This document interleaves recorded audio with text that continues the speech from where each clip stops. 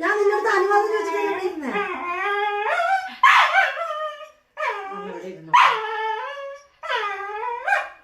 ഇവള് എന്റെ അടുത്ത് ചൂടാവും. പക്ഷെ നാട്ടുകാർ കണ്ടെന്താ പറയാ, നിങ്ങൾ എന്തിനാ കുട്ടീനെ ദേഷ്യം പിടിപ്പിക്കണത്?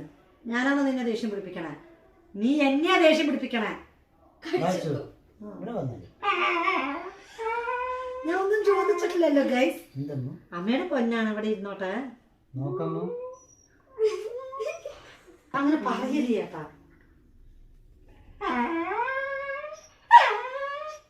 നോക്കമ്മോ.